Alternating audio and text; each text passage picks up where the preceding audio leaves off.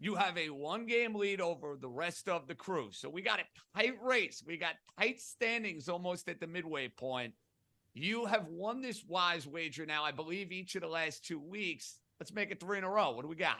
Yeah, I do have the one-game lead. I'm the only one on the panel who has a winning record. I didn't want to point this out. The producers made me point it out, and I'm not like that. I don't like to brag and stuff like that. But when they tell me to do something, I do it. So, yes, I am the only one above 500, and I'm about to blow it this week, taking the Colts -2.5 over the Carolina Panthers in Carolina. Guys, I don't know why this is a late afternoon game. There's 3 late afternoon games. This is one of them. Maybe the NFL depended on Richardson against Bryce Young, and that didn't happen. But here we are. It's being billed as a bigger game than it actually is. Obviously, the Colts have gone in a bad direction here. They've lost 3 in a row. They have a very bad defense. They've allowed 29 points per game, the worst in the league. But they're going against the Panthers wide receivers who don't get separation. The offensive line in Carolina is weak, which is great news for DeForest Buckner and the Colts.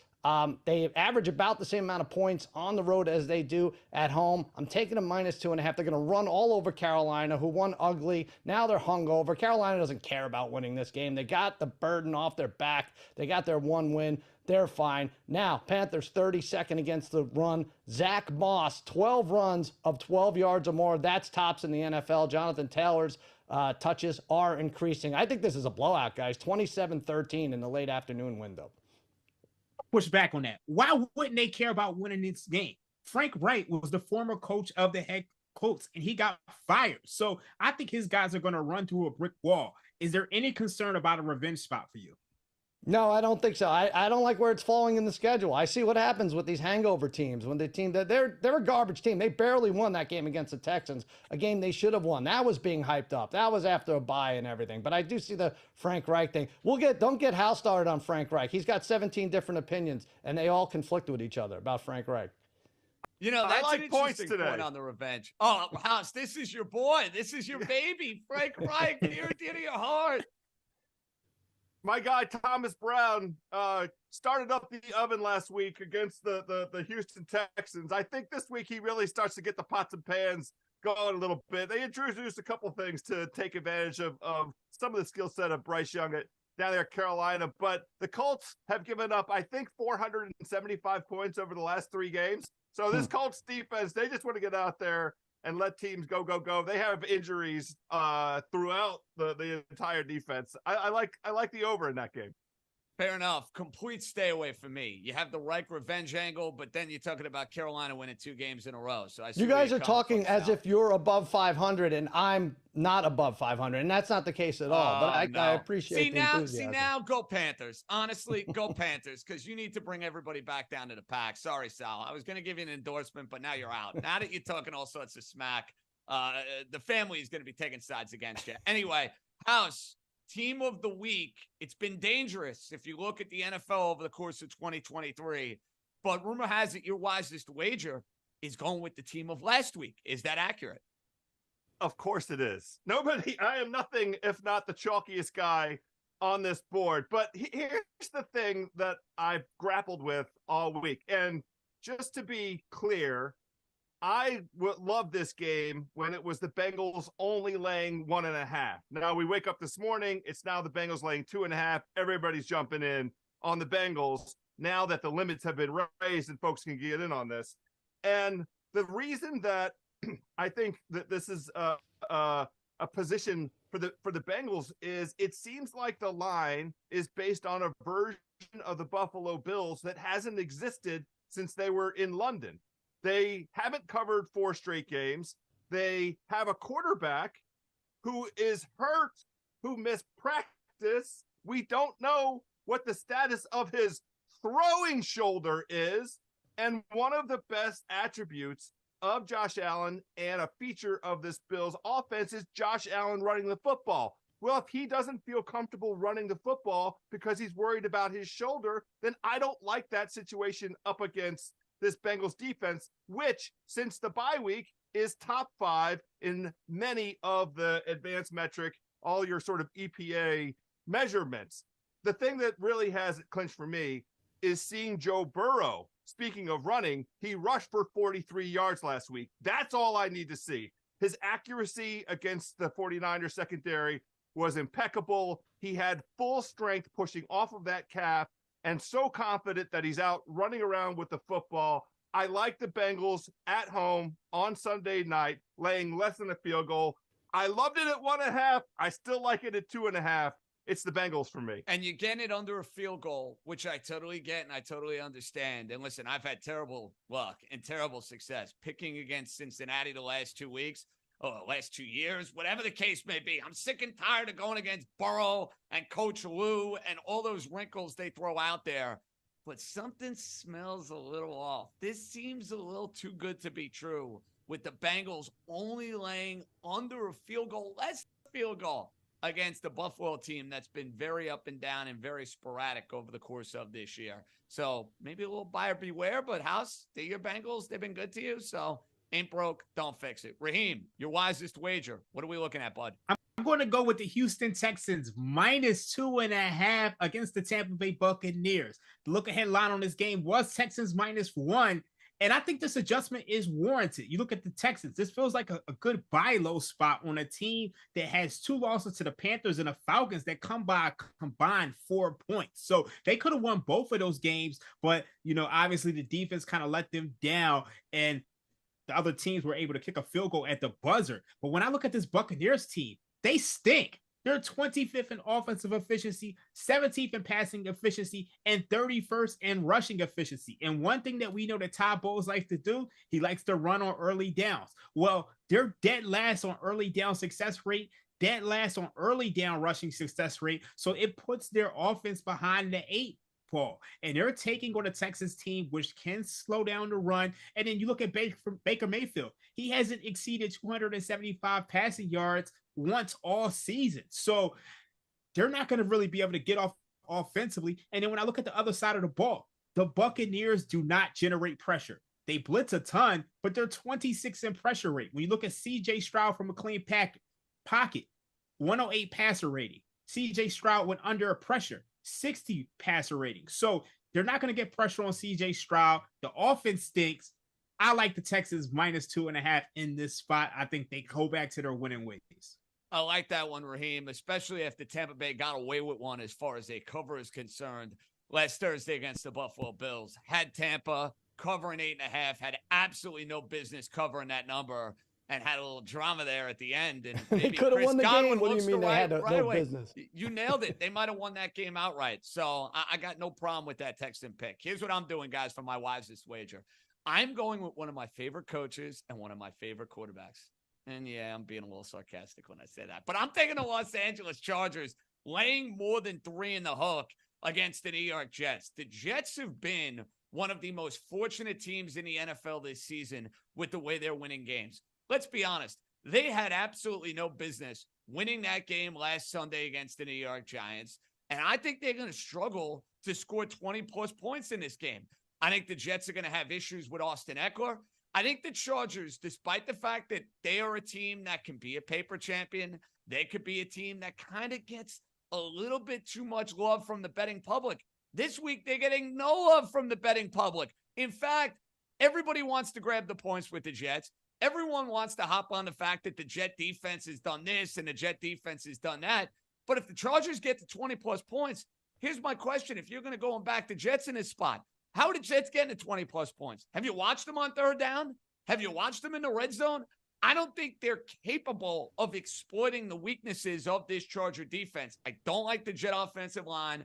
I don't like Zach Wilson. And the fact that they moved this line off of 3, I think is telling. I think it should tell you exactly what you want to do in this particular spot. It won't be Jets, Jets. I'll be holding my nose with Staley. I'll be holding my nose with Herbert. And I'm on the Chargers. I know you guys hate it, but I love it. JJ, I'm going to ask you a question. Have you watched the Chargers' 31st ranked pass defense? Have you watched Staley in action? Have you watched the fact that the Chargers are going to have more fans in MetLife than they do normally? It's only going to be like 6-4, basically, but they'll have more fans there in MetLife. And I don't know about this. I wish you luck, but I think your New York podcast, some of these people are going to call in. They're going to freak out on you here. And I know I'm not getting endorsement from the East Bias boys. I know that because they like usually the House is a sucker for a home dog, right? House, I know that. Well, that's in my bread and butter. But the real thing that I'm worried about, this is true, it's a theme this week. What's the status of Herbert's thumb? If you could tell me that he hasn't had it up his butt all week and that it's healthy, then maybe I'll be okay with the idea of laying those extra points. Your case about the Jets' inept offense is very well made. They absolutely should have lost that game to the Giants. Brian Daboll served it up on a silver platter. I don't know. Can you win Coach of the Year and then be the worst coach in the NFL? Daboll is putting that to the test this season.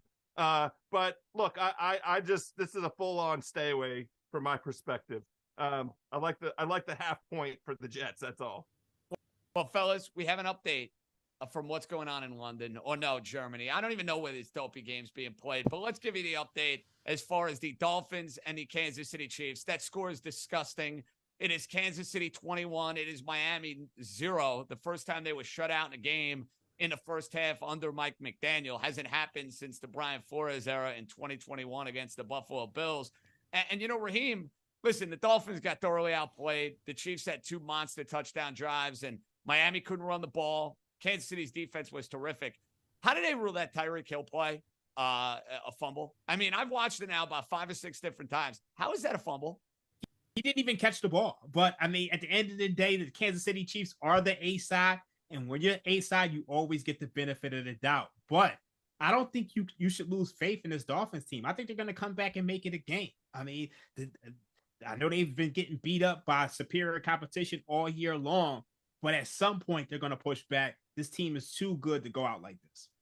Let's face it, they're bullies. Your team's a bully team. My team's a bully team. House, Raheem, our Cowboys are bullies. We beat up on the weak. We prey on the weak, and the Dolphins are the same. They're fun to watch. It's flashy, but when something like this happens, you know what the result's going to be.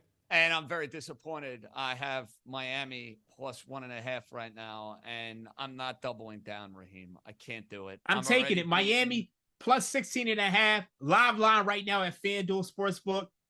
I'll put my reputation on the line, but I think they come back and make this a game. Wow. House, you get in on this? No, I think you're out. No, Usually I'm you not. and Dream it together on a lot of these things. I can't see you on board with that. I'm not doing it, mainly because it is kind of what we forecasted with this Dolphins defense. They're getting the bodies back, but they're not all on the same page yet. Like, you know, they're finally getting health, but we don't have a Fangio defense in Miami. We have Vic Fangio standing on the sideline or up in the booth or whatever, but none of those guys are on the same page. When you get a 95-yard drive out of the Kansas City Chiefs and Travis Kelce doesn't catch the ball one time, first of all, Taylor Swift is mad. But second of all, that tells you something about where that Dolphins defense stands. And until that defense gets revved up, if they're fully healthy, like, I still like the Dolphins looking out over the balance of the season because of all of the skill. But today was not going to be that day.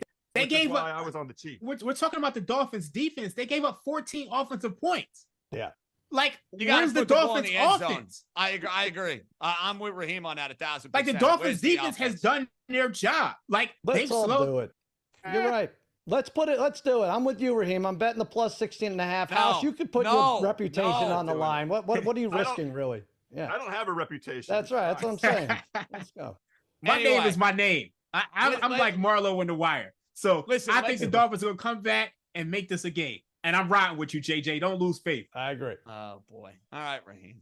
Sal, we need a winner because this one I don't have a lot of confidence in. I love you, Dream. Normally we're on board. I don't see it. Sal, what do you got for an SGP? Well, I'd much rather keep making fun of your team than bet on my team. But we're at this point in the show where I've done this. I gave this out on Cousin Sal's winning weekend. It's a same game parlay. I don't necessarily think the Cowboys are going to win this game, but I think they keep it close. Let's grab 7.5 points. Let's add CD Lamb 60+ receiving yards, which is an alternate figure. He has 275 receiving yards in the last 2 games. Obviously a favorite target, and I guarantee Simmons is going to ask me this week on Guess the Lines, is CD Lamb the best receiver in the NFL? The answer is no. We're not doing that every week. Jalen Hurts, anytime touchdown. He has 29 touchdowns in the last 2.5 years. This is mostly a hedge against the tush push, which I'm going to be devastated when it happens. It's a hedge, great emotional hedge for me, but it pays over 3-1 for you guys for a last leg of a same game parlay. That's Cowboys plus 7.5, CD 60 plus receiving yards, and Jalen Hurts anytime touchdown.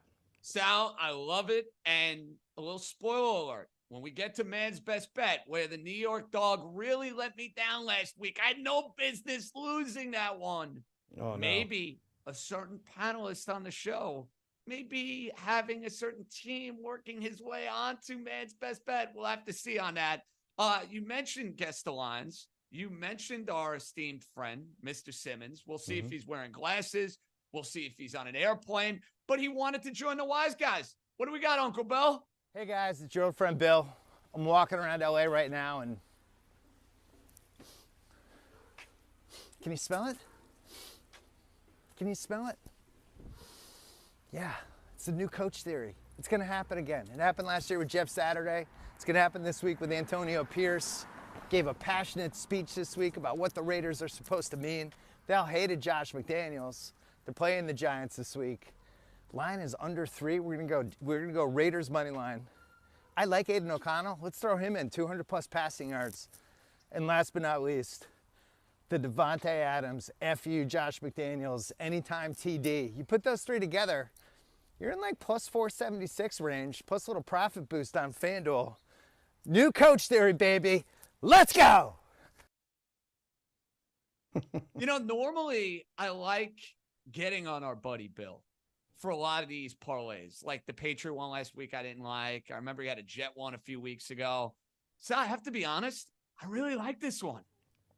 Yeah, I couldn't get past the fact that he's power walking, and I do want to point out to anyone out there, he is primed for a mugging because Bill Simmons power walks with all his assets. You might have seen that's why he was walking at such a slow pace. So go get him. I'll drop the location after the show. I will text it out. Yeah, he might have fewer assets with the Raiders. Oh my God, a Raiders same game parlay. I get the reasoning, but my God, they're just so much better out there.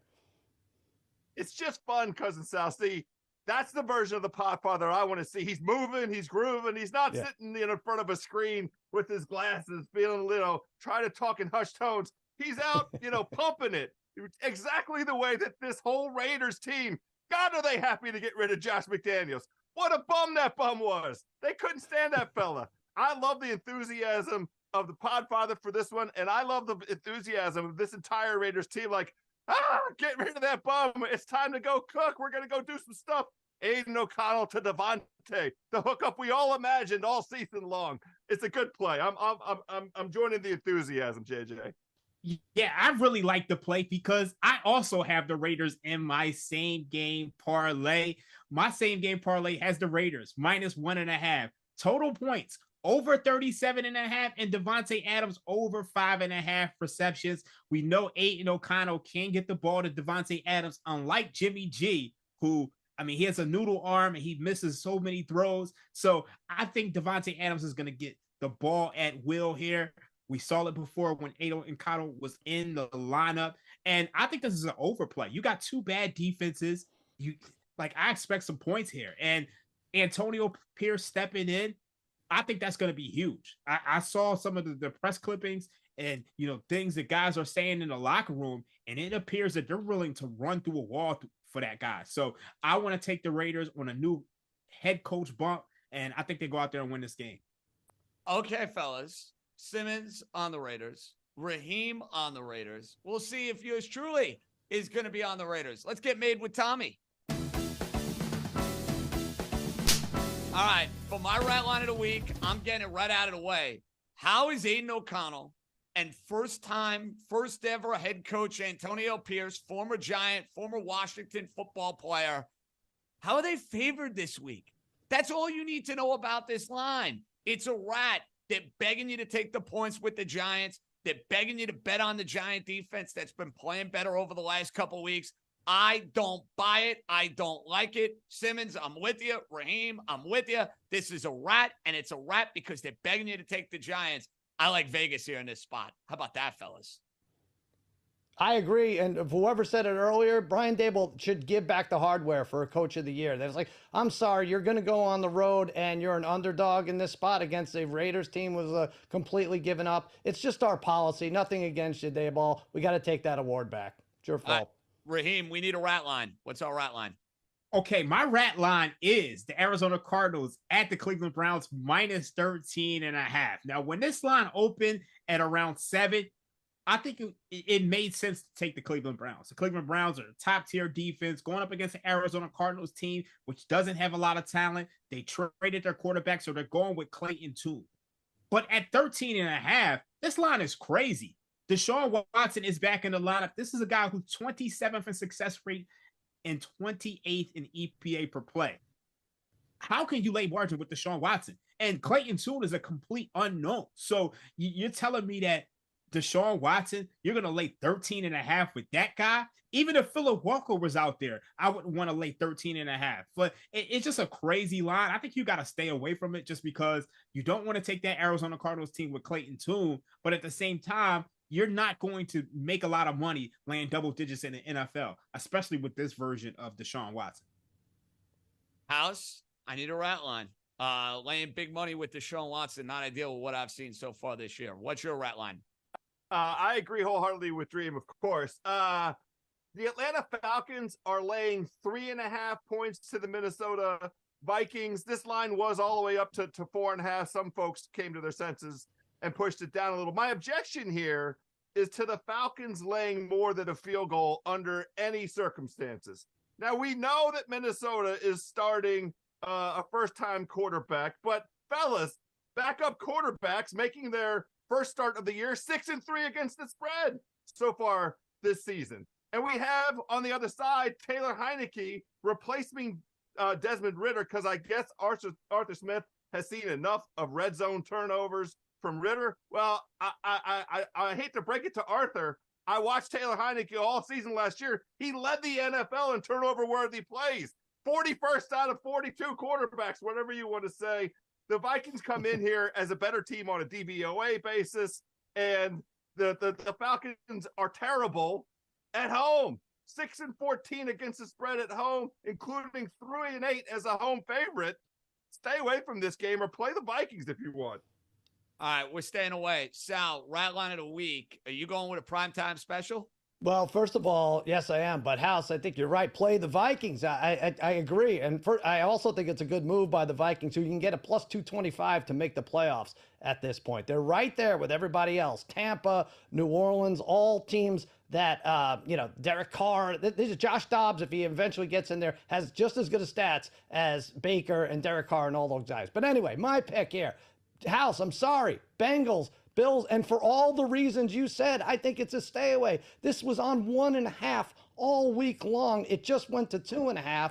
But why? Everybody and their brother loves Cincinnati. Oh, Cincinnati's turned the corner. They have a revenge factor. They should have won that, unfortunate game last year. That was cut short. Cincinnati. You mentioned Josh Allen barely practiced this week, has a busted up shoulder. The Bills could have lost like 3 in a row, something crazy going into this game. Why is this line less than 3? The Bengals are my forever rat line. I think they're my rat line of the year. I think I've taken them as a rat line 4 to the last 6 weeks. This one stinks to high hell. It smells like Skyline chili. Stay away from it, House. Get your assets off this game. I'm right there with you, Sal, but I've gotten burned so many times with the Bengals. I can see why our buddy keeps going down that well. We got a lot more coming up on Ringer Wise Guys right here on FanDuel TV. We will have our man's best bet, Twitter comments, all that more. It's next.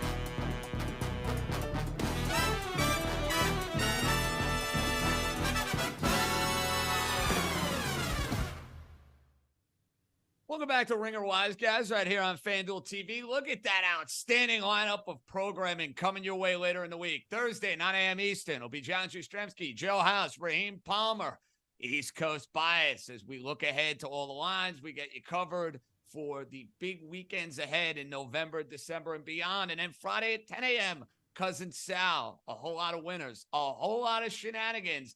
That's coming your way Friday, 10 a.m. Eastern, right here on FanDuel TV. All right. We got time for an email, and this is time for Ringer Wise Guys. Please advise. What's up, fellas? Looking for a wise guy take on a Falcon player prop for week 9.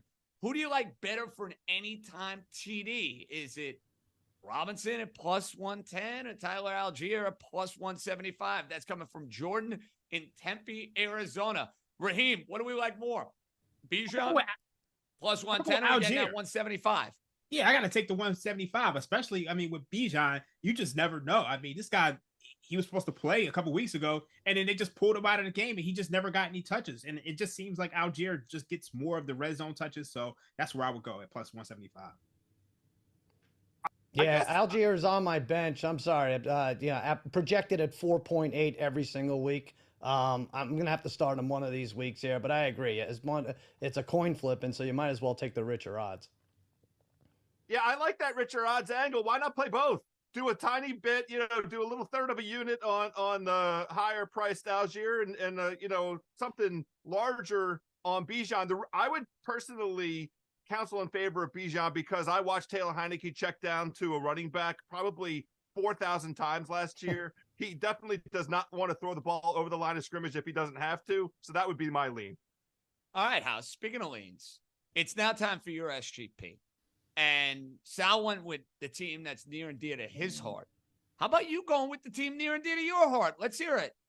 Yeah, I love this opportunity for Washington going up to New England. Everybody was ready to bury the Washington C-words because they let go of all of this talent on the defensive line and took it as a signal that Washington might be ready to sacrifice its season. I'm not subscribing to that theory or thesis. Washington did not want to invest $100 million in a defensive line that has produced a defense that's 31st overall by quite a few metrics. So this same game parlay, Washington up against the Patriots, I have the C words getting 7.5 because there's no scenario I can come up with under which New England could beat anybody by 2 scores. I have Jahan Dotson carrying over the momentum. He had his best game as a professional last week against the Philadelphia Eagles. I think he and Sam Howell got a little something going.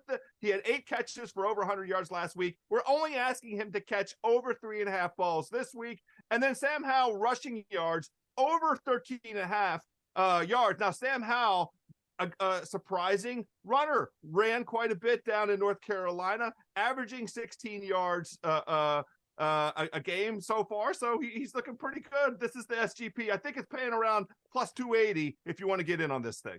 Okay, interesting. Raheem, I was doing some research, and it amazed me how good Mac Jones has been as a favorite. Listen, all of us think Mac Jones stinks, and he's going to get replaced at some point in time by the New England Patriots. But it feels like when he's favored in these games, he covers. And when he's an underdog, it's like a guarantee he's going to lose. Yeah, it's stunning. I read that stat as well. I mean, I think the underdog stat is the craziest I've seen because you would just think that having Bill Belichick, they would overperform the market, but they just haven't. All right, boys. We go from an SGP to man's best bet. And I love matching up the pooches with what we're going to do for an outright winner. And I'm just sick to my stomach, quite frankly, that I didn't nail the Giants. I mean, when Kayvon Thibodeau sacked Zach Wilson and Sal is mocking me for having Giants and Jets on the TV, I almost said, Sal, it was worth it at the end of the day. And then I had to watch the final 2 minutes in overtime. How disgusting. Yeah, that wasn't fun. We got to put that game behind us. And all the networks, everyone associated with that game, Fireman Fred and even the concessionaires should be ashamed of themselves for being associated with that. Fireman Fred, Fireman Ed. I mean, names are semantics at this point. Who cares? All right, anyway, man's best bet. Sal, let's go, bud. All right, here we go. What kind of dog do I have? I have like a military Washington, D.C. dog. There we go. Yeah, because I'm taking your team, House. My little Pentagon pet right there. You know, first of all, I'm ashamed. I'm upset that you and the Podfather don't have a side bet here, House, for this Washington New England matchup. I'm taking the Commanders. They were plus 138. They were plus 134. Now they're plus 124 here. And here's the thing. It's similar to the new coach theory. This is we traded our entire team theory. Not really the entire team, but Montez Sweat gone. Chase Young gone. They got rid of that sewage in the stadium. I think they traded that to the Giants for a 7th-round pick. They got rid of everything. That's a common narrative is they're sellers. They're not going to show up for the next game. That's not really what happens. I don't have the data to support it, but teams that seem like they're quitting, everybody else steps up the next week. Ron Rivera, 2-0 straight up and against the spread versus Bill Belichick. I don't think anyone else can say that. Patriots 5-12 straight up versus NFC opponents since 2020. I like Sam Howell. I think he can exploit this Pats defense. You know, which we're confused into thinking the Patriots defense is good. It's 23rd in the league, and more importantly, they don't really create sacks. 28th in the league in sacks, and that's where you have your problems, House, with Sam Howell. I think he's been dumped 40 times. Not going to happen this week. 27-23, you pull off the upset in Gillette Stadium. Obviously, I love it, Cousin Sal. And part of what we're touching on here, there is this sentiment here in Washington that getting rid of Chase Young was some addition by subtraction, might not have been the kind of team player that people imagined. I also like this because the Patriots can't score. They're averaging just over 14 points a game. I think this Washington defense, Jack Del Rio, it matches up well against New England because New England is missing its best wide receivers. The thing that Washington can't do is stop the vertical game. New England doesn't have a vertical game. And Washington on the sack side, just to mention that Sam Howell point, starting to max protect. They have 6 and 7 guys back there. Only 1 sack last week for my guy Sam Howell against the Eagles. Guys, in the spirit of picking one of our favorites teams for man's best bet, Sal and Raheem, this one is for you. I got the Dallas Cowboys outright. Look at that Cowboy dog right there. He is ready for action. He is ready to get it going at 425 against the Philadelphia Eagles. There's a couple of reasons I like this game. This line has been locked in at 3 all week. It looks like the public is all over Philadelphia in this particular spot, but yet they're comfortable keeping the line right where it's at. I know Philly looks like the better team. I know Philly is probably poised for more January success, but these teams know a thing or two about each other. They play twice during the regular season. Dallas has beaten Philadelphia in the past, and I think the line not budging off of 3 is telling in this particular spot. I think Dallas will have success down the field. Sal, you mentioned it with CeeDee Lamb. I think he's going to have a big game on Sunday, and I just have a feeling Dallas finally has a moment, finally has a win. I'm not taking them plus the 3, Sal. I think they win outright. I don't. Why just take them at home when they play the Eagles at home? I just feel like we could lose this game and still be 8-3 by Thanksgiving, and we get out physicaled in the trenches. It's just rough. But we're all going to be on the Cowboys today. It looks like. Oh man. Raheem, are you on board? I am not on board. I love my beloved Dallas Cowboys, but I got to pull a stat from this guy, Cleve T8 on Twitter. Dak Prescott, 1-5 straight up and 2-3 against the spread versus top 10 DVO teams on the road since 2020. Like Sal said, if you want to take the Cowboys, you got to take them at home. They are a bully. So I don't trust Dak Prescott to go on the road where it's harsh in Lincoln, Financial Field, and getting it done. But I wish you the best of luck. Fair enough, guys. Fair enough. Raheem, what's your dog of the week? Okay. I'm going to go with the Los Angeles Rams. First half, plus 134. My dog is a toy poodle. And toy poodles are extremely intelligent. They're easily trained. They're agile. They're graceful. And they're really smart. Who does that remind you of? It reminds me of Sean McVay. And we can capitalize on that opening script. I know Matthew Stafford, his thumb is still swollen. He probably won't play. So I'm probably betting on Brett Rippon. I know that's ugly, But when you look at the fact that Jordan Love he's terrible. 28th out of 38 qualifying quarterbacks in EPA, 27th in success rate, and 37th in completion percentage. The Packers stink this year. They lost 4 in a row, fell in and scored 20 points, and all of them. And, this is a team that I really want to fade. I don't want to fade them for the full game because we look at the Packers. They trail by at least 7 points at halftime in each of the last 5 games. I think the opening script is going to work out well for Sean McVay. They're going to run the ball with Darrell Henderson. They're going to run the ball with Royce Freeman, and we're going to get in and out like a robbery. Let's go, Rams first half. Raheem, this is a game I no desire to bet. I've watched enough for Jordan Love. No, thank you. And with no Matthew Stafford, it's just like, I get your logic. I get your point. We've seen Sean McVay do it with different quarterbacks, and Jordan Love stinks. But, there are certain games where it's just like, no, I'm not investing anything in this particular game, in this particular moment. Stay away. Oh, by the way, the Dolphins scored a touchdown. How about that, Raheem? And they are now covering the 16.5. So, yeah, I think they're going to make this a game. Raheem's saying end the game. I'm saying I want more. I want more. I want more. All right, House, we need your dog. And rumor has it we're aligned on this one. Not only are we aligned, but I'm going so personal here. Out of my love for both the Cousin Sal and the Dream, 2 notorious Dallas guys, I have to be on Dallas's with. I have the Cousins' very own Super Dave right here. Wow. Everybody can see it. There we go. Yeah, because we are making a super bet on the Dallas Cowboys in this instance. The first aspect to this is I watched Jalen Hurts hobble around the football field all week last week down here in Washington, and I haven't seen anything over the course of this week that suggests that his leg is magically fixed the way that Joe Burrow's leg got magically fixed 5 weeks ago. But it's a crucial element to the Philadelphia offense to have a mobile Jalen Hurts against this ferocious and fast Dallas defense. This Dallas defense really matches up well. Now, if Jalen Hurts was firing all cylinders, I thought he would be able to run, 6 to 8 times and get his usual 50 to 70 yards. I wouldn't be messing with this game. But that's not this version of Jalen Hurts right now. I also think that Dallas, with Mike McCarthy calling it, I know it's hard to believe, has come up with an attack that makes Philadelphia very susceptible to being moved on, that Philadelphia defense, and that is passing on first down. We watched Washington do it at a breakneck pace last week, and they gave Philadelphia that defense. They kept that defense on its heels all game long. The Dallas Cowboys, since taking it on the chin with San Francisco, have greatly increased their throwing the ball on first down. Dak Prescott is magically all of a sudden number 1 in EPA, a quarterback since that San Francisco game. I just think that Dallas on offense is well poised to exploit some of the soft secondary that we've seen out of Philadelphia. And I think that Dallas can move the ball.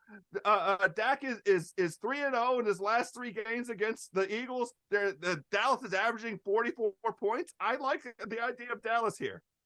All right. I have 6 things here. But first of all, Super Dave is my dog, named after the late, great Super Dave Osborne. And we have not heard him speak in the 3 years. Not that he would speak, but we haven't heard a noise from him in the 3 years that we've had him. That should have been your cue, House. You should have kept quiet. You were riding this. You win every dog of the week. You pick a dog. I think you picked 4 of the last 5 dogs, and you're running away with this. You could have this title of the dog master here. And like Leon Lett, you come sliding across the end zone in the snow against JJ's Dolphins, and you're going to ruin it here. Why are you doing this? You say Mike McCarthy. Did you say those words? Mike McCarthy has an attack plan? Is that real? Is it I'm as shocked as anybody, believe me. Professor House with a soliloquy unlike any other. I mean, let's be honest, Professor. That was very Harvard, MIT, Yale-esque of you in that breakdown of Cowboys and Eagles. All I know is I hope your dog continues to be red hot because we got to keep that going for you.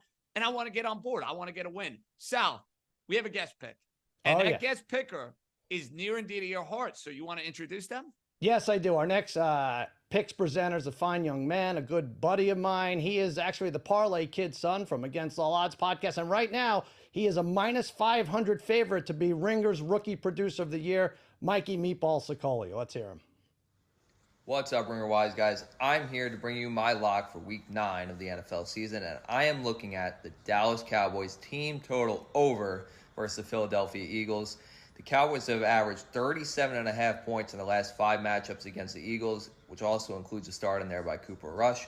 I think their defense generates a lot of points off some turnovers for them. Dak and CeeDee connect a few times to get in the end zone, and I think Tony Pollard also has a rush. So while you're at it, take the Cowboys on the money line too. Wow, a lot of love for the Cowboys. It's an epidemic. Sal, I know you hate this. I know you. Well, you know what? I want to get Raheem's thoughts on this because I'll be watching the game with Mikey Meatballs. So we're going to have to root for the points over. We're going to have to root for the Cowboys, obviously. This might be a good way to attack it, though, Raheem. Not a Mike McCarthy attack like Hal suggested. But I think you do like a lot of points in this game. And for the Cowboys to score, not a bad way to go about it, right? Yeah, I really like this one. And this is similar to a pick I'll have later. But the Eagles ranked 18th in defensive efficiency, and they've only played the 23rd ranked schedule of opposing offenses. They also gave up 31 points to the Commanders twice. So I'm confident that the Cowboys can go in there and throw all over this Eagles defense. All right, guys, we got an SGP, and I'm doubling down this week. Normally, I take the wisest wager and I kind of put it on an island by itself. No. It's personal because you know what? The Jets had no business winning last week. So you know what I'm going to do? I'm taking the Chargers again in my SGP. Here's what we're doing. Chargers laying 3.5. I think Zach Wilson stinks. That means you're talking about a heavy dose of Breece Hall. I like him 50-plus rushing yards. And you look at the Chargers, no Joshua Palmer, Keenan Allen. Guy has been in a monster. He's scoring a touchdown. It's a little under 6-1. House, I'm putting all my eggs in the Herbert Staley Chargers bandwagon. What could go wrong, House? What could go wrong? Look, there is a reasonable basis to get in the position of backing the Chargers here.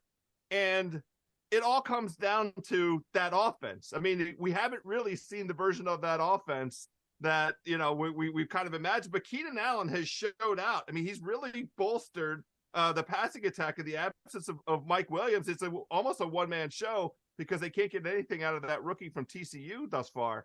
But, it's a tough spot. I think that Jets defense at home has been pretty ferocious. The Jets keep finding ways to win games that they don't have any business winning. So I wish you good luck on it.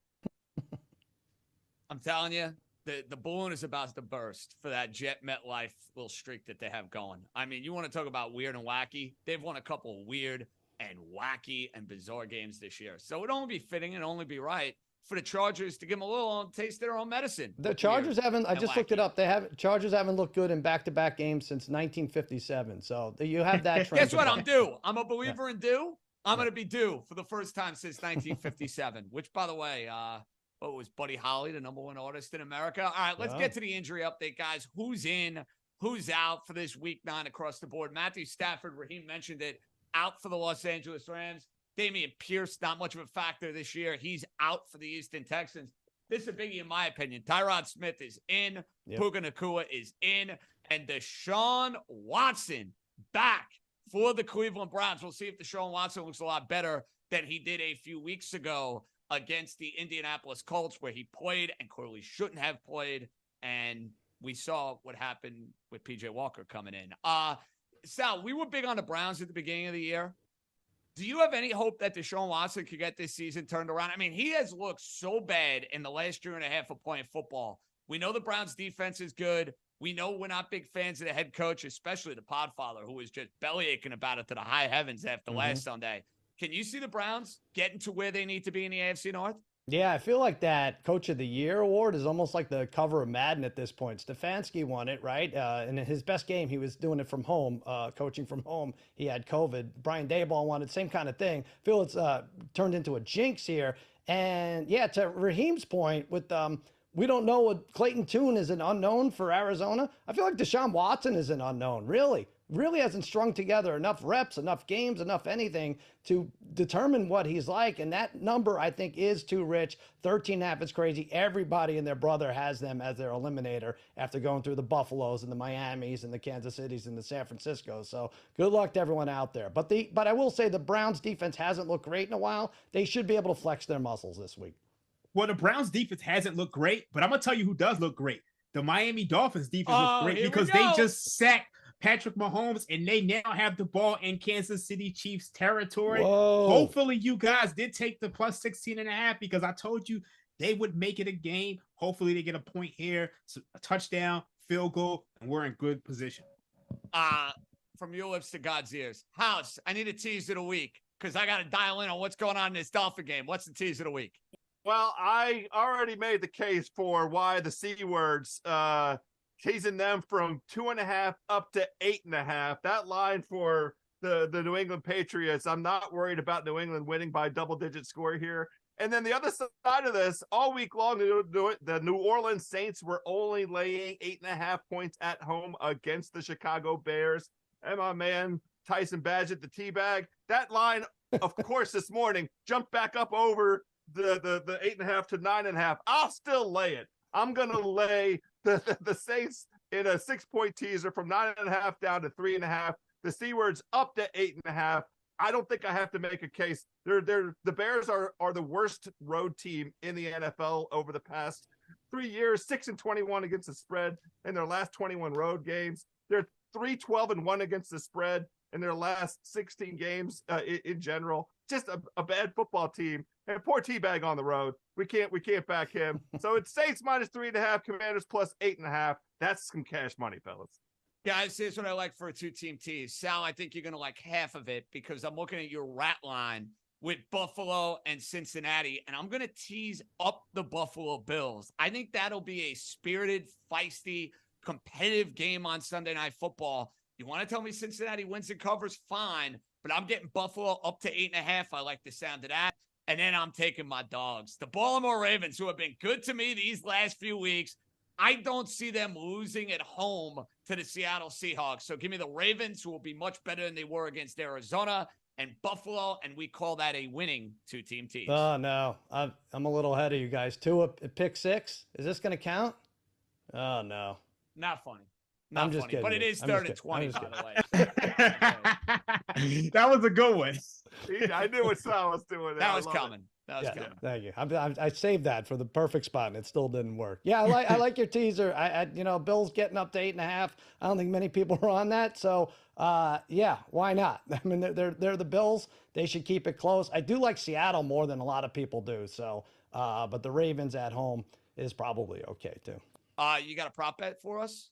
Oh, yeah, it's my turn. Taysom Hill, working off of what Joe House said there. The Saints offense is going to move. This was 2-1. Anytime touchdown for Hill is now plus 190. 3 touchdown runs in the last 2 games, 81 rushing yards in that span. 2-1 seems good, but if you don't like it, I don't care. I'll do it myself. Line Hill up in the backfield. They can even throw him the ball. The Bears allow 62 yards per game for receivers. So look for Kamara, look for Hill to both score. You get a juicier number with Hill at 2-1. Yeah, and Taysom Hill coming on these last few weeks, and New Orleans, who is in dire need of offense, you get the idea he's going to be a lot more involved in the game plan, whatever it takes, especially inside the red zone. All right, Raheem, bonus time. Grab bag. You could go tease, you could go prop, you could go total. What do you have for us, dude?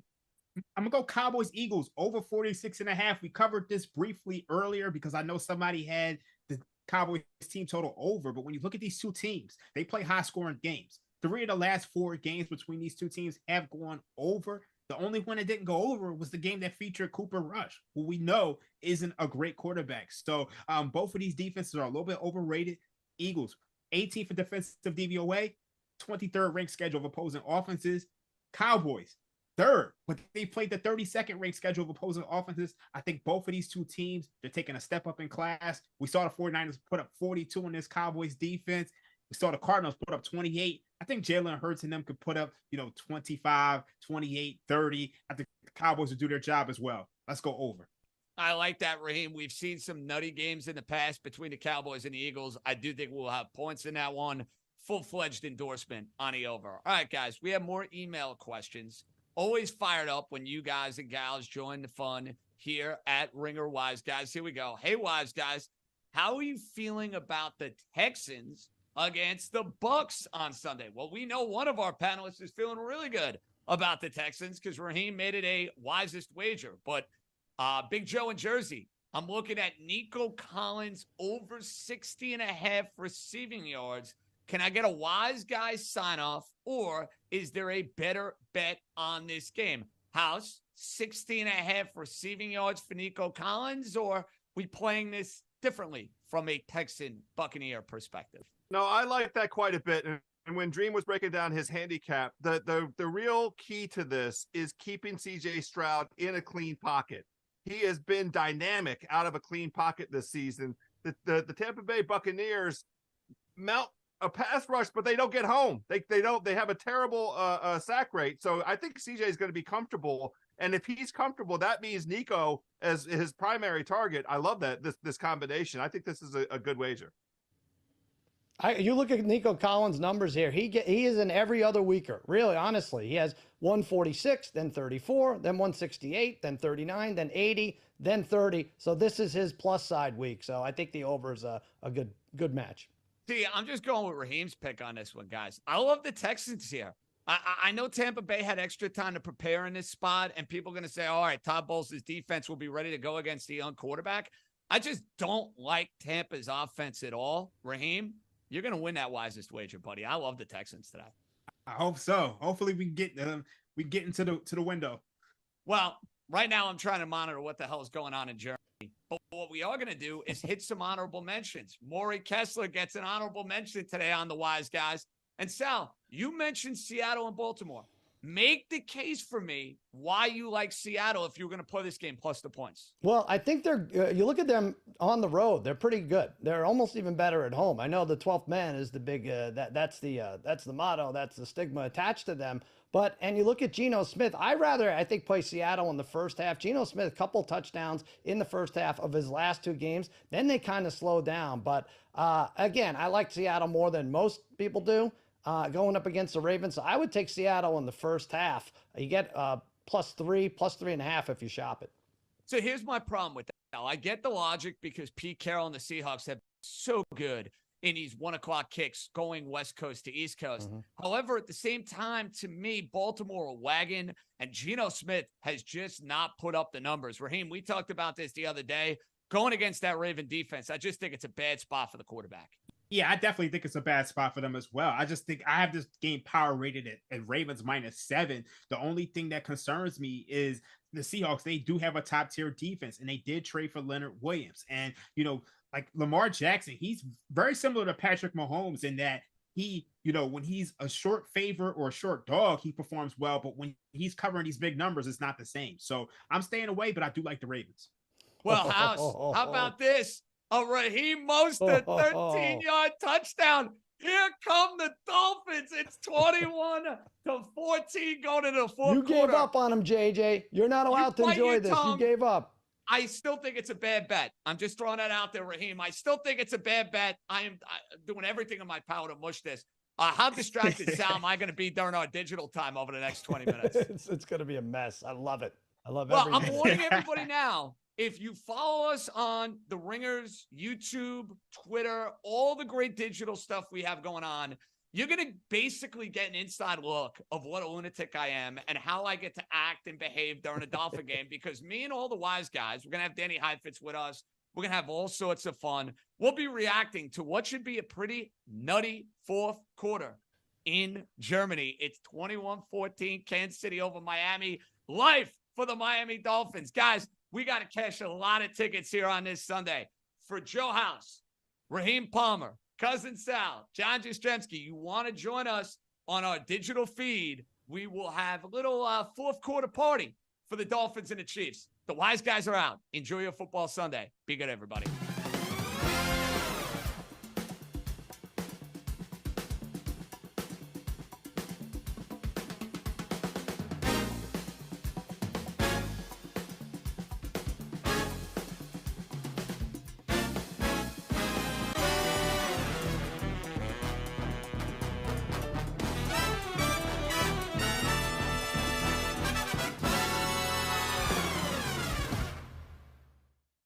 Oh, welcome back to our bonus time of Ringer Wise Guys. Cousin Sal, Joe House, Raheem Palmer, John Jastremski.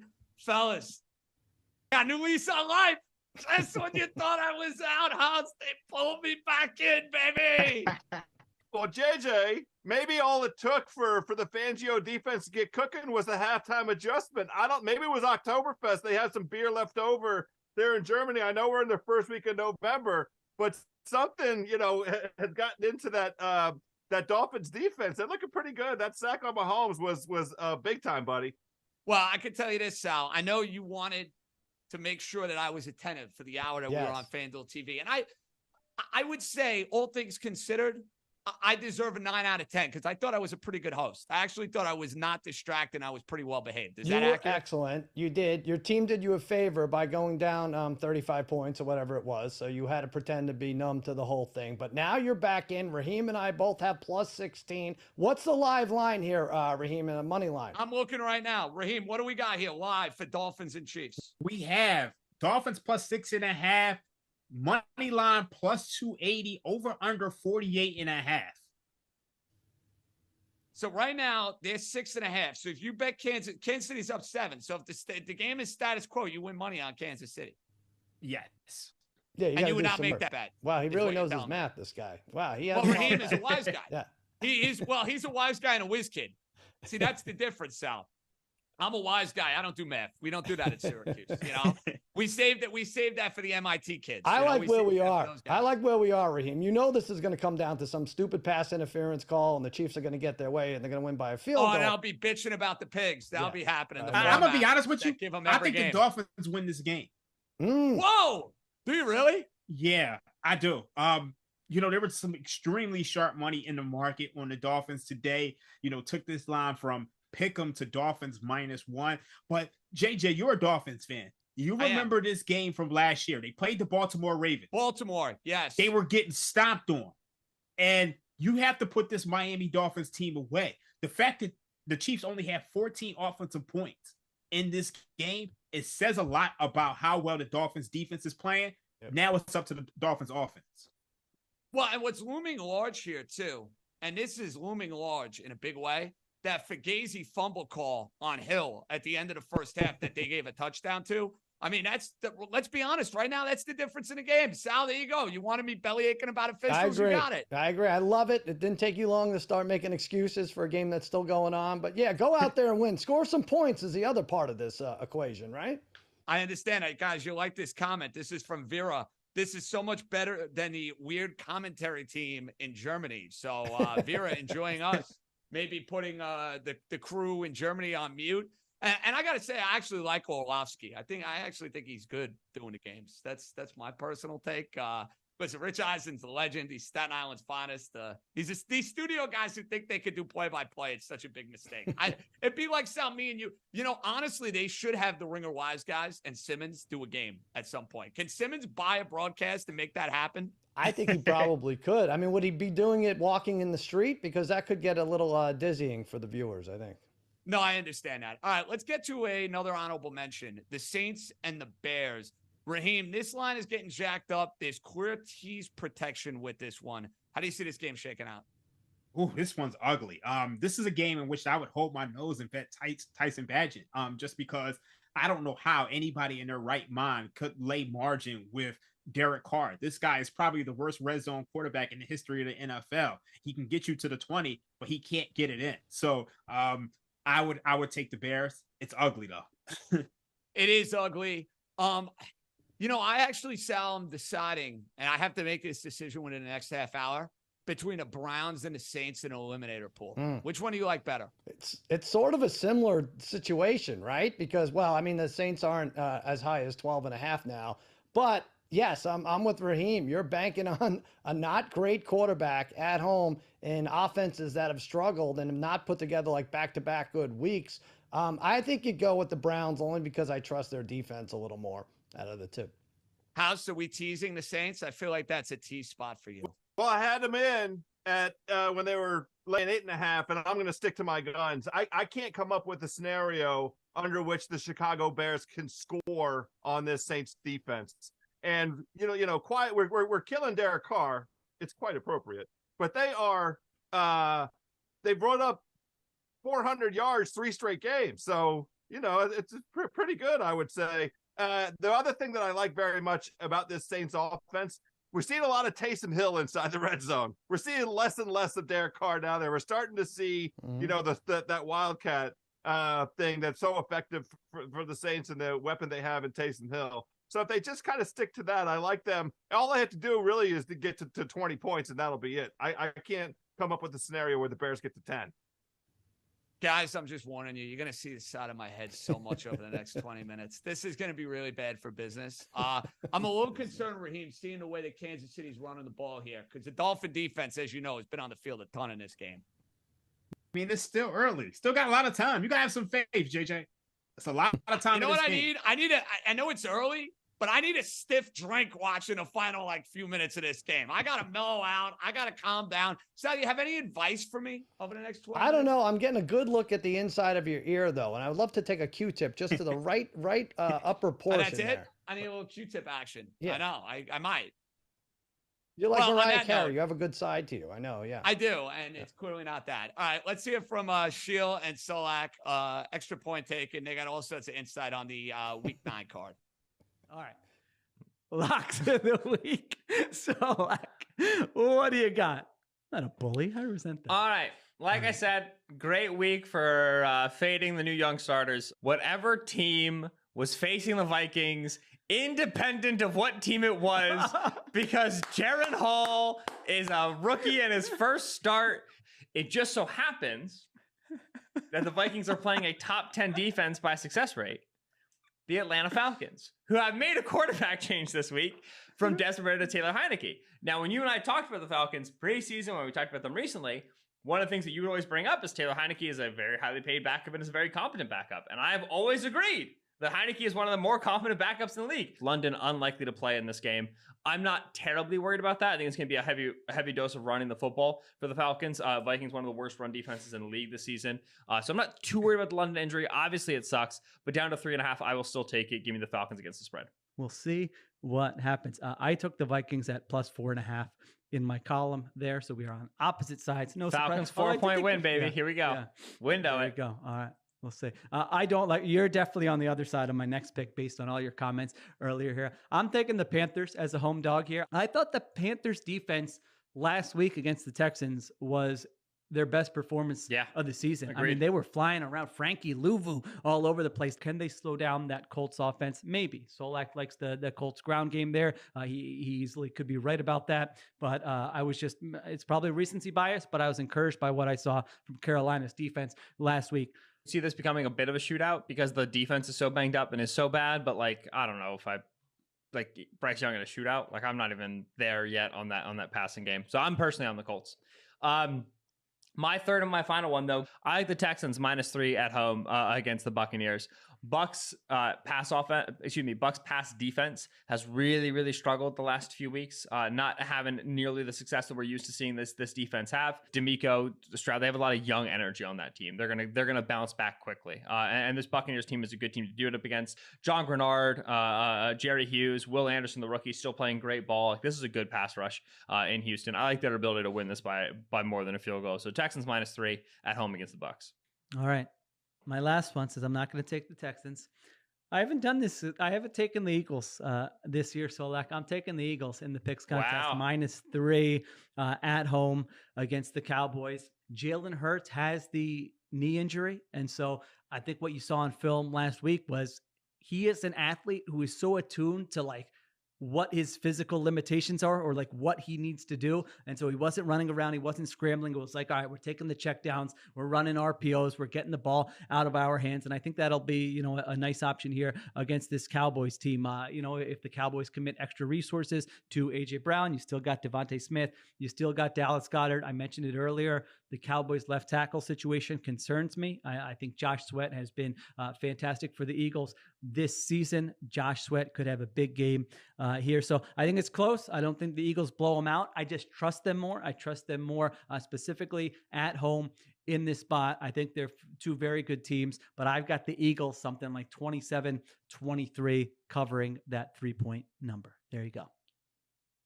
My heart wants to be with you. If I get a Cowboys plus 3.5 line, I'm probably going to take the hook and take the Cowboys. I think these teams are pretty evenly matched. I'm very excited to see these two quarterbacks face off. I think I go back and forth on this total. I really want to be over on 46.5. I'm worried the Eagles just sit on this ball so much, and then you get a McCarthy heavy run dose game, and all of a sudden just the time slips away from you. But I think we have a shot of seeing like a one-score game that goes back and forth. And if so, getting plus 3.5, like getting the hook is just good business. I won't feel great about it, but it is. So I don't know. I'm nowhere on it yet, but I'm watching the line.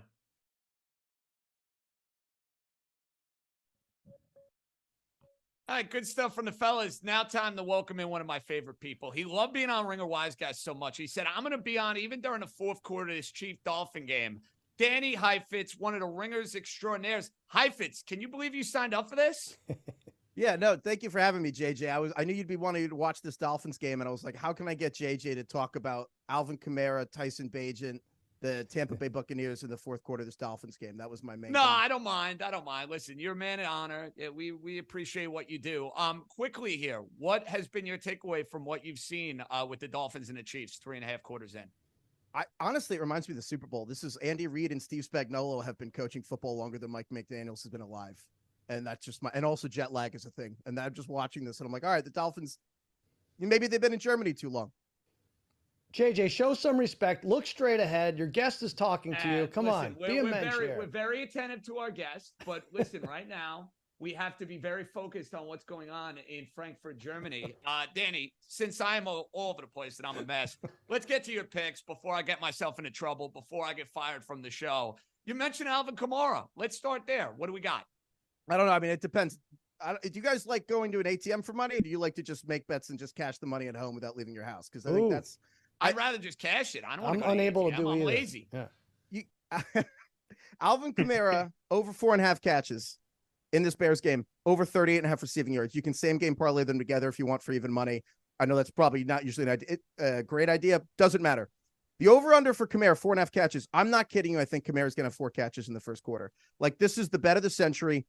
In boxing, football, life, styles make fights. That's actually true for nothing more than prop bets. Styles make fights, styles make props. The Saints' entire offense that House was just talking about, those 300 yards were dinks and dunks to Alvin Kamara down the field. That's the only way the Saints can move the ball to the 20s till Taysom Hill takes over. They're playing the Bears. The Bears play the soft zone defense where they give those passes up. We just saw Austin Eckler last week had like almost 100 yards, 5 catches and a touchdown before halftime. So I'm not kidding when I say this.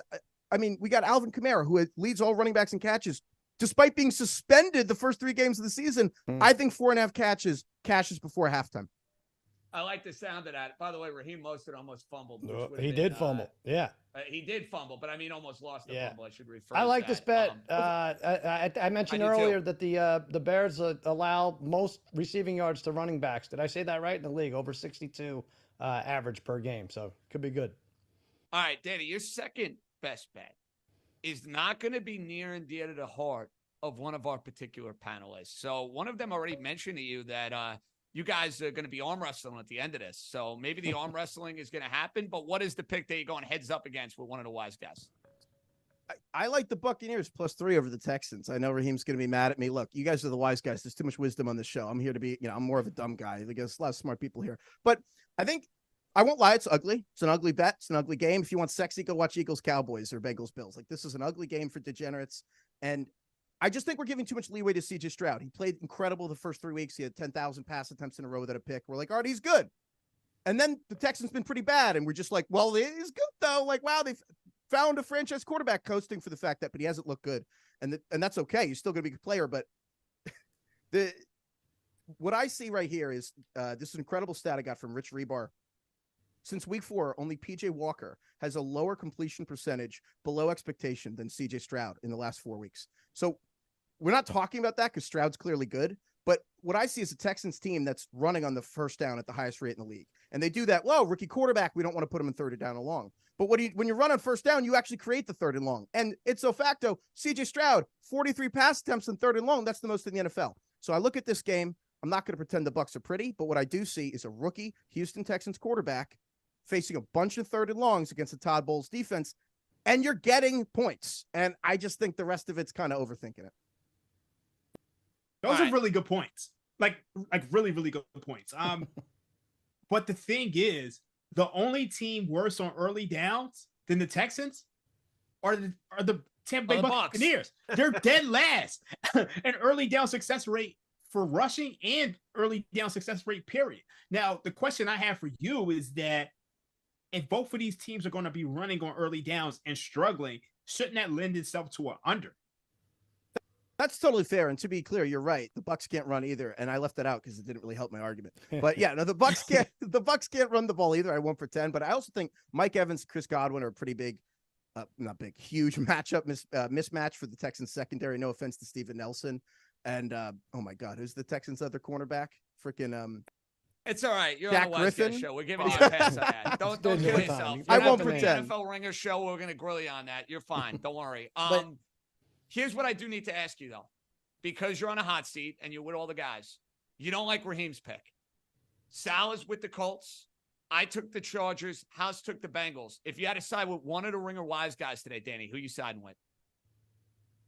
Man, I like the Bengals. And maybe I'm just a simp. I don't know, but I like the Bengals. I like Joe Burrow over 1.5 passing touchdowns today. I like the Bengals to win the game. I think Joe Burrow's back. And I don't know. I look at this. I mean, Joe Burrow, what did he have? 4 incompletions last week to 3 touchdowns. And I just look at the Bengals offense where it's like so clearly like the whole problem they had was in the beginning of the season, he was 2021 Ben Roethlisberger. He couldn't move, shotgun. It's like all these things that small problems. It's like Chernobyl. It's like a bunch of small problems cascade and create a disaster. Now we can move. Everything's fixed all at once because they had initial problems fixed. And then I look at the Bills defense with Tre'Davious White's hurt, the best cornerback, Matt Milano, the best linebacker, everything. I mean, honestly, the Buffalo defense, it's like the Buffalo, like they're going extinct. I can't even find them anymore. So I think the Bengals, I like Joe Burrow overs. I like the whole thing. I like the Bengals in the game too. See, House, I knew you'd get somebody to take your side. I did with the dog of the week, with your wisest wager, man. Everybody wants to side with the House, man. Well, it's very, very kind of Danny. I when I made my case, Danny, I just think that this version of the Bills is not the version of the Bills that existed at the beginning of the year. And, you know, the look-ahead line for this was the Bills laying 2.5 coming into this. I don't think it's moved enough to take into account how decimated that Bills defense has been since the Matt Milano injury in London. They played the Giants, the Buccaneers, and the Patriots and didn't cover against any of those teams.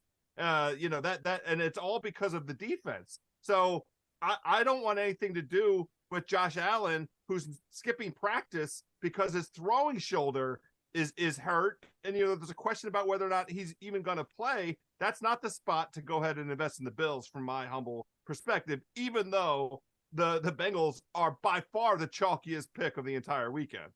It's smelling like a major rat. That's my problem with the game. That's my thing, Heifetz. That game seems too good to be true with Cincinnati. And like the team in a week, Heifetz, every week we crown a team in the NFL and they fall flat on their face the following week. Yeah, I mean, I think that's like the SI curses, right? It's just like the team played so well that we talk about them and then they fall back down. So, but I think that the Bengals honestly, I think the Bengals are a better team. They're more physical. Like the Bills spent their entire offseason trying to win that playoff game. That the Bills were just ran off the court basically by the Bengals, and they spent their whole offseason. But I don't know. It's you guys. I won't say who, but some of you guys, nameless, have a few more years in life than me, and you probably know you know those trips. You do your Vegas trips, whatever, with your friends, and one of your friends, you're like, oh yeah, it's gonna be a great time, and then it's like, oh man, he doesn't got it anymore. He's washed. Like he can't go out. He can't party. Finished.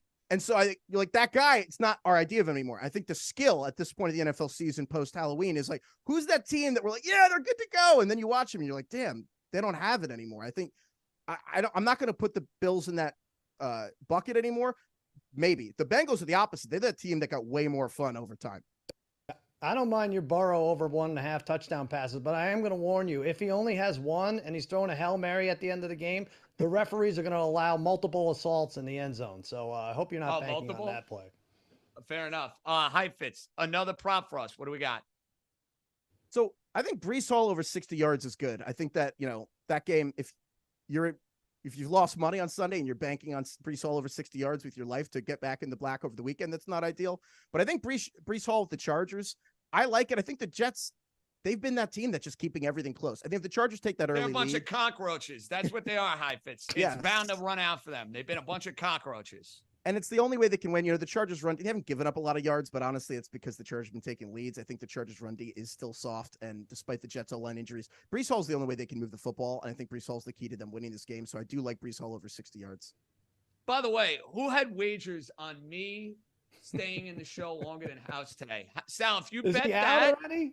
House is Oh, gone. wow. House I didn't opted even out. He said, I'm going to watch the end of the Dolphin Chief game. Screw you guys. Tea time 12:30. Yeah. By the way, if anybody was going to get the wager on somebody leaving us before 12:30, what was JJ at, like minus 1,500 before today?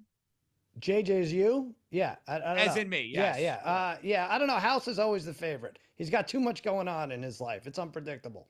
Fair enough. All right, we got definitely would have made it. I definitely would have made it JJ minus 4,000. Oh, y'all are going light right now. I was going to say maybe 1,500 was too low. 4,000 would have been more appropriate. What were the Conor McGregor, Floyd Mayweather odds? That would have been like we would have bet on JJ. Right. You'd be cashing in a big way. All right, let's get to some of these weekly specials. Oh, God, the Dolphins are just losing yards left and right here. I can't believe how it's coming down to this. This is so great. We couldn't have scripted it better. It's all good, JJ. Just have faith. It's not. They're gonna have to convert like 3rd and 25 to have some faith here. But we got some It's plenty of time. I guess weekly special time. Let's go to you, Sal. What do we got? Well, you should go first. Get it out of the way, then you can watch the rest of it. I actually don't have one. There was really nothing that stood out to me, and I opted out of it this week. Okay, I'm going to opt out as well. Raheem, you go. No, I'm going to say the Cardinals, lowest scoring team. Friday when I offered this, it was 6-1. But it's gone down to plus 479. Now their road games have been bad. They started off with a couple of good ones. They scored 16 points twice on the road. And then the last two were 10 points scored and 9 points scored. Browns defense, I mentioned earlier, hasn't stepped up in a while. And you know what else they haven't done? They haven't gone up against Clayton Tune. I honestly think this should be closer to plus 320 or plus 350. Still a ton of value in the plus 470 for the Cardinals to be the lowest scoring team. So I think I'm going to get a roughing the passer here on 3rd and 26. If it's not, I'm going to lose my mind. Or is it going to be a Fugazi hold? What is that? No, it's a Fugazi hold. I got all excited. Oh, Fugazi hold. Did they say, how do you say Fugazi hold in German? I don't know. I want to hear the referee say it. Try to figure that one out. Yeah. House, welcome back, by the way. How are you, buddy? All that discussion of the Tampa Bay Buccaneers sent my Wi-Fi into a tailspin. It don't have nothing to do with Baker Mayfield. Well, I was going to say, I give you credit for being able to reset the router and being able to get on like within a span of 2 minutes. That actually was pretty quick from you. For an old guy, you got it. Yeah, not too shabby. All right, let's go to you, Raheem. What do you got for a weekly special? Okay, we discussed this Cowboys-Eagles game a ton of times. I'm going to go with Cowboys-Eagles highest scoring game. I just think it has the most value. I would have taken Bengals versus Bills, but I think that's already been bet up so much already. So we go Cowboys-Eagles highest scoring game plus 700. I like that. Plus 700 high fits. You know, in those Cowboy-Eagle games, we get some nutty results sometimes. We had the crazy game I remember on Christmas Eve last year. I think that's going to be a barn burner down in Philly. I completely agree. I think actually, I mean, I like a couple of these specials this week. I think there's one going with my Bucks theme here. There's one of Dak Prescott, Jalen Hurts, and Baker Mayfield have 6 touchdowns combined. I love that one. And I totally agree, Raheem. I think the Eagles Cowboys, I think that's going to live up to the expectations. Okay. So that's one of your weekly specials, Heifetz. That one, which is Dak, Hurts, and Mayfield, 6+ passing touchdowns at plus 230. What would be the other weekly special you're going to give us that maybe is a little bit more of a long shot?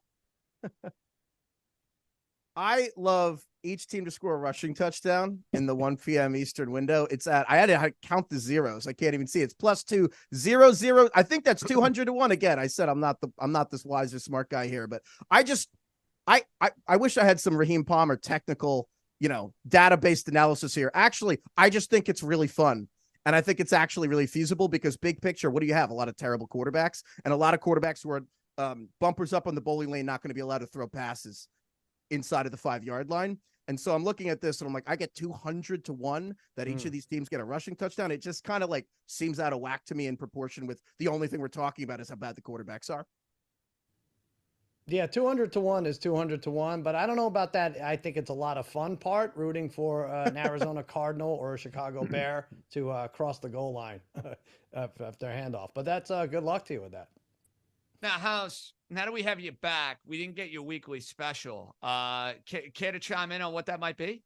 I went with the Baltimore Ravens at 11-1 as the highest scoring team today. And the thesis there is I think that the Seattle defense, especially its secondary, is greatly overrated. This Seattle defense gave up over 30 points to the Giants, the Panthers, and the Lions. No shame in giving up over 30 points to the Lions, but all those other two teams, it was the highest scoring output of those teams probably for the entire season. And I don't think that this secondary for the Seahawks is going to be able to keep up. I see a game script that is very akin to what the Ravens just did to the Detroit Lions. Another team where had a very highly rated secondary, a very highly rated pass attack against a bunch of teams that were quarterbacked by bums. And I think it's an inflated number in terms of the metrics for the Seattle secondary. They haven't seen Lamar Jackson's speed. Lamar Jackson, by the way, 18-1 straight up against the NFC. It's because nobody, until they see him on the field, can apprehend how fast he is. So I like Baltimore getting out to a lead and then pushing down on the pedal. And an 11-1, feels like a reasonable little opportunity there. Fellas, here's my question to you. There's 3.5 minutes left in this Dolphin-Chief game. Kansas City has the ball. Will Tua have a legitimate chance to tie this game? I'm going to say no. First of all, your team stunk today, JJ. Let's face it. They have 239 combined yards. We could pretend that this is a great, oh, my God, they're about to upend the Chiefs. I think the Chiefs run the clock out here. I actually do. But your team stunk. You can admit it. Well, yeah, you spot a team at 21-point lead. What do you expect? Well, that part stunk, and then them getting back into it stunk too. Well, it didn't stink for Raheem. Raheem took it on the live wave. No, I know. So I know. We had it too. Right now is enjoying life. He's loving life, right, Raheem? Yeah, I kind of want to see them get the ball back, and it looks like they will. Did they foul on 3rd and 1? I missed it. You guys are way ahead. They're throwing. Oh my goodness, they're throwing. Raheem, I love the fact that is like the best Christmas present I think I've ever gotten. What? Normally the spoiler from Sal is always devastating. I actually got a positive result. How stunning is that? They threw on 3rd and 1 incomplete? Incomplete. Miami is going to get one last chance. Oh, man. Here's the question I have for you guys. If the Dolphins scored, did they go for 2? Interesting. No. This is great. Normally, I would say they would, Raheem. Normally, I would say they would. They've been so crummy on offense in this game. I do not think they do. What a weird play. Remember that always used to be a Mahomes sneak, and then he got injured in Denver they used to have Tyreek ago? Hill, Heifetz. How many times did Tyreek Hill run the 1 yard out? That was like the most unguardable play in football. I don't think I've ever said this about any team that actually was a Super Bowl contender before, but the Chiefs have no plays inside 3rd and 1. Like literally they have nothing this season that has been normal or good inside 3rd and 1. It's like the weirdest Achilles heel for a serious team I've ever seen. This has been Andy Reid since his time during the Eagles. Like he's never liked to run the ball. Like, I mean, Patrick Mahomes has covered up for all of those flaws, but if you watch the Eagles during the early 2000s, I mean, they would be at the 1 and he would just, throw the ball. No, I think I'm not surprised. Sal's right though. Like they just don't sneak anymore without Mahomes, and it's like he used all his good plays in those 2 years, and now he's out of ideas. Well, it's weird. You're right, Danny, because 3rd and goal from the 2, I think the Chiefs after the Eagles are the I'd be most confident in the Chiefs converting, but 3rd and 2, just regular, I don't think they could do it. Yeah, where's that shuffle pass to Kelsey or anything else nifty that they have going on?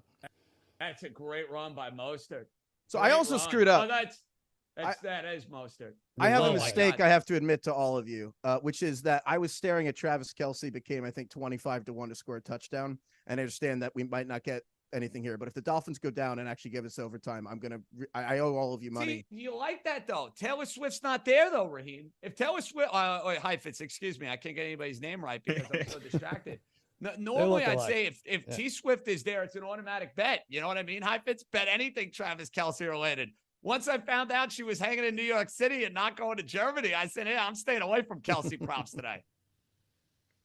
The biggest surprise to me, I'm not surprised that the Chiefs went in pass formation, but that is exactly when my guy Mahomes just runs. He just scrambles. When the Chiefs need a yard, that's the play, is to run out of pass formation and then let him pick whichever side of the field he thinks it's easiest for him to go, tumble. I feel like we've seen that, 50 times over these last couple of years. The fact that he actually threw it, to me, was the mistake.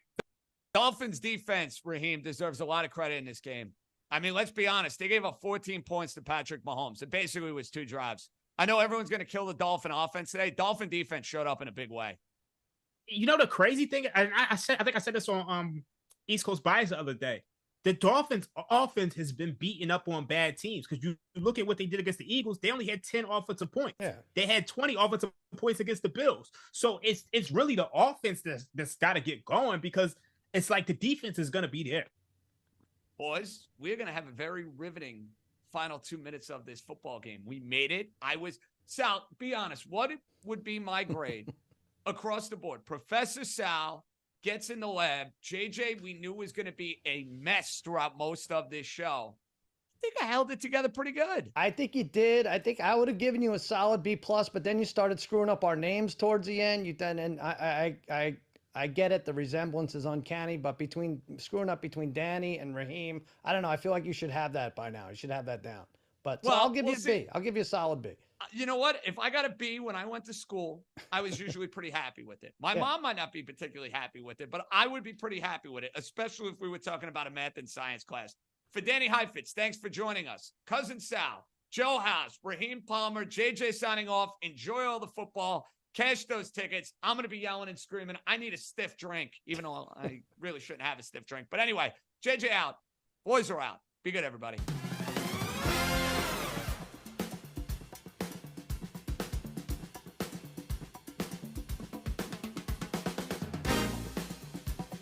So funny. Oh my God, that's so funny. Thank you guys for having me.